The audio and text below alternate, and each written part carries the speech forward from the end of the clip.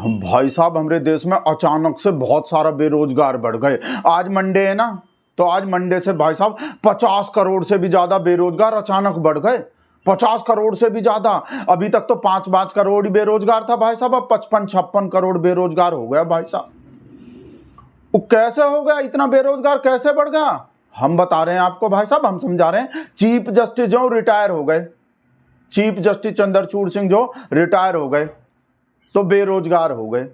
Chief justice retire हो गए, बेरोजगार हो नहीं नहीं नहीं नहीं, चीफ जस्टिस बेरोजगार नहीं हुए। चीफ जस्टिस को तो भाई साहब कुछ दिन में ही राज्यसभा गवर्नर कुछ ट्रिब्यूनल का कोई अध्यक्ष वो तो हो जाएगा कुछ भाई साहब हम तो चीफ जस्टिस को ट्रोल करने वाले लोग को बोल रहे हैं, वो सब बेरोजगार हो गए। आप लोग को याद नहीं है चीफ जस्टिस अपना विदाई भाषण में कहा बोले थे? हमको तो उसका टेंशन हो रहा है, जो लोग हमको ट्रोल कर रहा था वो मंडे के बाद क्या करेगा, सोमवार से वो सब लोग बेरोजगार हो जाएगा जो हमको ट्रोल कर रहा था।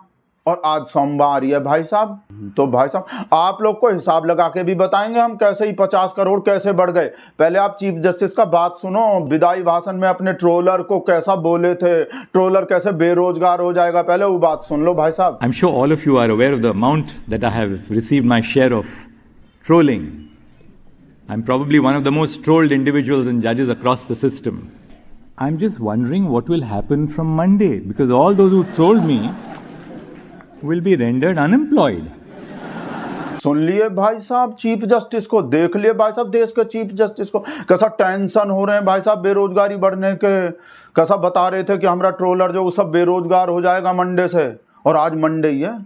अब हम आपको ये बताएंगे भाई साहब हम ये हिसाब कैसे लगाए हैं कि 50 नहीं भाई साहब 55-56 करोड़ देश में 55-56 करोड़ लोग अचानक से कैसे बेरोजगार हो जाएगा। हम ये हिसाब कहाँ से लगाए हैं आपको ये भी बताएंगे। उससे पहले भाई साहब ये सुनो, लिब्रांडो का बकवास कर रहा हमरे चीफ जस्टिस के इस बात पे। ये जो चीफ जस्टिस जो बोले, हम अपने विरोधियों को जो चीफ जस्टिस बोल रहे हैं, अपना बुराई करने वाले को ट्रोलर जो बोल रहे हैं कि वो सब बेरोजगार हो जाएगा। भाई साहब कंपेयर कर रहा भाई साहब, एकदम सेम टू सेम बता रहा है। हमरे शेर का बोली बता रहा है कि देश का चीफ जस्टिस जो वो मोदी का बोली बोल रहा है। का मोदी भी बिल्कुल ऐसे ही बोलता अपने विरोधियों को कि जो हमको कोसते हैं, जो मुझे गाली देते हैं, उनका घर उनका रोजी रोटी अगर मोदी को कोसने से ही चलता है तो भाई इनका रोजी रोटी भी चलना चाहिए। जो मोदी का बुराई करते हैं, जो मोदी को कोसते हैं, नहीं तो ये सब लोग बेरोजगार हो जाएगा। मोदी को कोसेगा नहीं तो बेरोजगार हो जाएगा। हमारा शेर बोलता है ना बिल्कुल ऐसे ही, इस वजह से बोल रहा है सब लिब्रांडो की देश का चीफ जस्टिस जो मोदी का बोली बोल रहा है। और पहले भी मोदी का ही बोली बोल रहे थे जब से ही चीफ जस्टिस के कुर्सी पे थे।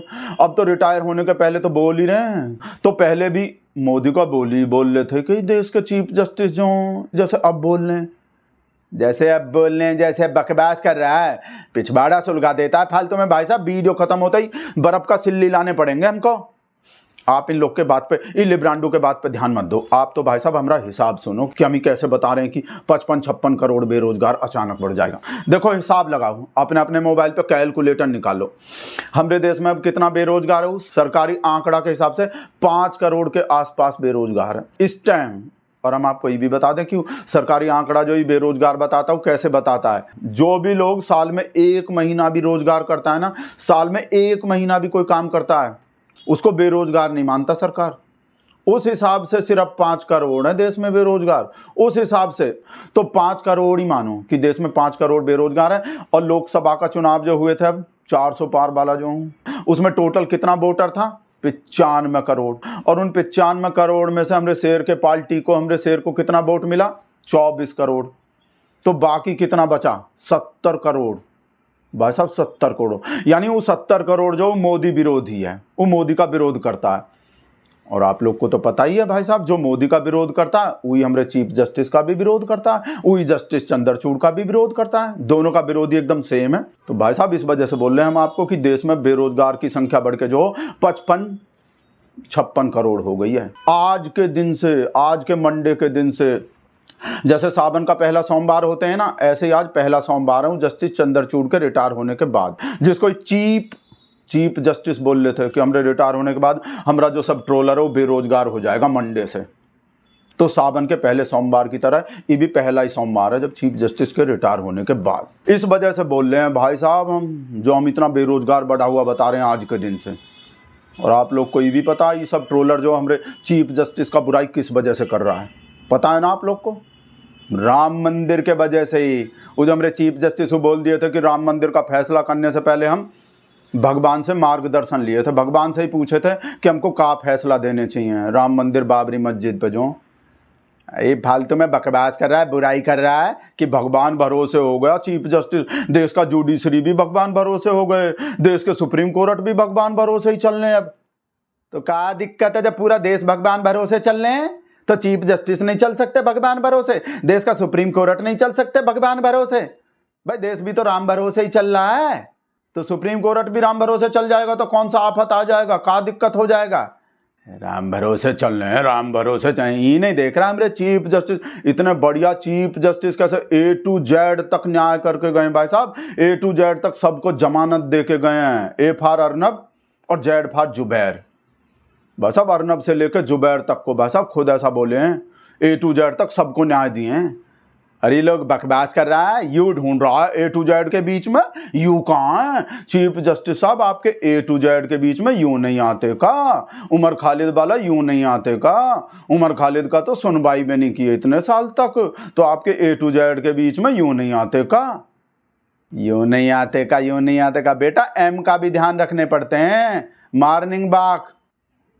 तो हो सकता है चीफ जस्टिस अपना M का ध्यान रख रहे हो और R, बेटा आर भी आते हैं A to Z के बीच में, आर फॉर राज्यसभा, और जी फॉर गवर्नर, जी भी आते हैं A to Z के बीच में। तो उन सब का भी ध्यान रखना पड़ता है हमारे देश के चीफ जस्टिस को कि A to Z के बीच में M भी आते हैं, M for morning walk, R भी आते हैं, R फॉर राज्यसभा, और जी भी आते हैं, जी फॉर गवर्नर। तो बेटा इतना सारा ABCD का ध्यान रखना पड़ता है हमारे देश के चीफ जस्टिस को। यूँ नहीं आते, यूँ नहीं आते। बेटा हिस्ट्री का भी पूरा ध्यान रख रहे थे हमारे चीफ जस्टिस कि उनको हिस्ट्री कैसे याद करेगा। हिस्ट्री सब्जेक्ट का टेंशन हो रहे थे भाई साहब, एंटायर पॉलिटिकल साइंस का टेंशन नहीं हो रहे थे हमारे चीफ जस्टिस को। क्या कि वो एंटायर पॉलिटिकल साइंस का तैयारी अच्छे से कर लिए होंगे ना, बहुत। एंटायर पॉलिटिकल साइंस के संग में कुछ होंगे कोई ट्यूनिंग, भाई आसानी से आते होंगे वो सब्जेक्ट जो एंटायर पॉलिटिकल साइंस, उसका तैयारी बहुत अच्छे से किए होंगे, उसका रट्टा बहुत अच्छा मारे होंगे, तो उसका टेंशन नहीं हो रहे थे कि हमको एंटायर पॉलिटिकल साइंस कैसे याद करेगा। उसको अच्छे से याद कर लिए होंगे ना, हिस्ट्री को अच्छे से याद नहीं किए होंगे भाई साहब, इस वजह से हिस्ट्री का टेंशन हो रहे थे कि हमको हिस्ट्री कैसे याद करेंगे। समझे भाई साहब? फालतू में ही बुराई करने लगता है, इन लोग के वजह से ही बोल रहे थे हमारे चीफ जस्टिस की ये सब ट्रोलर जो इतना जो टेंशन हो रहे थे हमारे देश के चीफ जस्टिस को कि मंडे से बेरोजगार हो जाएगा सब ट्रोलर, इतना टेंशन हो रहे थे इन लोग का। और अपने रिटायरमेंट का टेंशन नहीं करेंगे चीफ जस्टिस, और लोग नहीं करता अपने रिटायरमेंट के बाद का टेंशन, करते हैं कि नहीं? आप लोग नहीं करते कि रिटायरमेंट के बाद हमारा काम कैसे चलेगा, हमारा रोजी रोटी कैसे चलेगा, रिटायरमेंट के बाद हम क्या करेंगे? तो चीफ जस्टिस भी सोच लिए होंगे अपना वो रिटायरमेंट के बाद का, वो टेंशन कर लिए, चिंता हो गए होंगे, वो टेंशन कर लिए होंगे कि भाई रिटायरमेंट के बाद हमारा क्या होगा, हमारा काम कैसे चलेगा। तो इस वजह से वो अपने गांव में जाके जो बोले थे वो राम मंदिर वाला बात, जो वो रिटायरमेंट के बाद का सोच के ही बोले होंगे, रिटायरमेंट के बाद का प्लानिंग के हिसाब से ही बोले होंगे। और हमारे शेर को भी अपने घर पे गणपति बप्पा के पूजा पे जो बुलाए थे चीफ जस्टिस, वो भी भाई साहब अपने रिटायरमेंट के बाद का ही कुछ प्लानिंग सोचे होंगे। अपने गांव में जाके जो बात बोले थे वो राम मंदिर वाला, जो है राम मंदिर का दर्शन करने भी पहुंच गया अचानक, तो भाई साहब वो सब अपना वो रिटायरमेंट के बाद का प्लानिंग कर रहे होंगे, जैसे और सब लोग करता है, जैसे पूरा दुनिया करता है। इसमें कौन सा अजीब बात हो गई? ऐसे ही हमारे देश के चीफ जस्टिस भी अपना वो रिटायरमेंट के बाद का वो सोच रहे होंगे, कुछ प्लानिंग कर रहे होंगे कुछ, इसमें कौन सा अजीब बात हो गई? हाँ वो एक बात तो अजीब लगे थे हमको थोड़ा सा, वो शेर जो पसंद किए थे चीफ जस्टिस, जो शेर जो नहीं, ये वाला शेर नहीं, वो शेरो शायरी वाला शेर, अपने विदाई भाषण में जो शेर बोले थे, बस हमको थोड़ा वो पसंद नहीं आए। वो मोमडन लोग का, वो पिंचर वाले लोग का शेरो शायरी काय को करता है सब लोग। जो मुखालिफ से मेरी शख्सियत संवरती है, मुखालिफ से मेरी शख्सियत संवरती है, मैं दुश्मनों का बड़ा एहतराम करता हूँ। बस खाली ये बात नहीं अच्छे लगते हमको, नहीं सच्ची बता रहे हैं, जो बात अच्छे नहीं लगते वो संतोष के। हेलो, ये तो रो रहे हैं, का हो गए, काहे रो रहे? हाँ वो जो केस चल रहे थे का, हाँ वो तो पता है हमको, वो आधा बीघा खेत का जो केस चल रहे हैं, फिर से तारीख लग गए उस पे। भाई साहब ये संतोष के आधा बीघा खेत का केस चल रहे हैं, वो मेड़ काटने का जो ना है, वीडियो में बोल रहे हैं। संतोष के एक पड़ोसी हैं राम भरोसे, वो भाई साहब खेत का मेड़ जो ना धीरे धीरे वो फावड़ा से जो काटते रहते हैं भाई साहब। संतोष का आधा बीघा खेत अपने खेत में मिला लिया। अगर राम भरोसे को वहाँ बॉर्डर पे छोड़ देते ना भाई साहब, पाकिस्तान के बॉर्डर पे या चीन के बॉर्डर पे, भाई साहब राम भरोसे को छोड़ देते ना, तो अब तक आधा चीन इंडिया में होता और आधा पाकिस्तान भी इंडिया में होता। जैसा ही फावड़ा से जो वो खेत का मेड़ को उसको कर करके अपने खेत में मिला लेते हैं। ये तो फोन काट दिए संतोष जो, वो हमको कुछ ज़्यादा लंबा बात बता दिए ना, वो पूरा किस्सा समझा दिए। तो भाई साहब संतोष के आधा बीघा खेत का केस भाई साहब 20 साल से चल रहे हैं, 10 बीघा खेत के बराबर खर्चा हो गए इसमें।